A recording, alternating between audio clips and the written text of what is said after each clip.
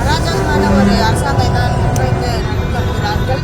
இன்றைக்கு பார்த்தீங்கன்னா தமிழ்நாட்டில் வெவ்வேறு துறையில் இருக்கக்கூடிய வெவ்வேறு பிரச்சனைகள் இருக்கிறது. ஒவ்வொரு நாளும் அன்றாட போராடக்கூடிய சூழல் இருக்குது. நிறைய இடத்துல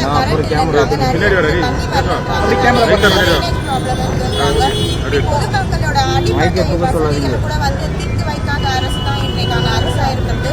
அப்படி இருக்கக்கூடிய சூழல்ல இன்றைக்கு பாத்தீங்கன்னா எங்களுடைய எதிர்கட்சி தலைவர் மாண்புமிகு துணை முதலமைச்சராக இருந்த ஒருவரை பேசியதற்காக அரெஸ்ட் செய்திருக்கார்கள். இது முற்றிலுமாக கண்டிக்கத்தக்க ஒரு செயல். அராஜகமான ஒரு அரசியலை தான் இன்றைக்கு இருக்கக்கூடிய அரசாங்கம் நடத்தி வருகிறார்கள்.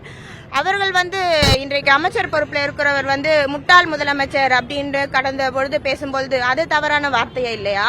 இன்றைக்கு முதலமைச்சர் பொறுப்பில் இருக்கக்கூடியவர்கள் என்ன டேஷ் பண்றீங்க அப்படின்னு பேசுறது தகாத வார்த்தைகள் இல்லையா?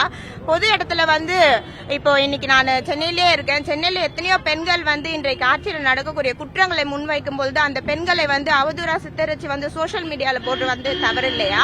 இப்படி வெவ்வேறு தவறுகளை இவர்கள் செய்யும் பொழுது இவர் எதுவுமே ஒரு தவறு செய்யாத ஒருவரை இன்னைக்கு ஆட்சி இருக்கு, பொறுப்பு இருக்கு, பெரிய பதவியில இருக்கும் அப்படின்றதுக்காக இப்படி அரசாங்கம் இப்படி ஒரு விஷயத்த பண்ணதுக்காக நாங்க எல்லாருமே இதை வன்மையா கண்டிக்கிறோம். இது முற்றிலுமாக தவறான செயல்.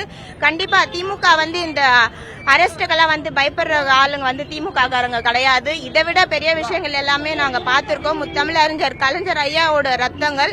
அப்படி இருக்கும்போது உதயானா இதை கண்டிப்பா லீகலா ஃபைட் பண்ணி வெளியில வருவாரு.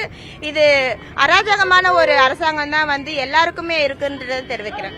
நாளைக்கு பட்ஜெட் கூட்டத்தொடர் நடக்குது, நம்ம கேள்வி எழுப்பிடுவாங்க அப்படின்றதுனால இந்த அரசு இருக்குன்னு நினைக்கிறீங்க? கண்டிப்பா அவங்க டைரக்டா எதோட அக்கௌண்டபிலிட்டி எடுக்க மாட்டாங்க, எதோட ரெஸ்பான்சிபிலிட்டியும் எடுத்துக்க மாட்டாங்க.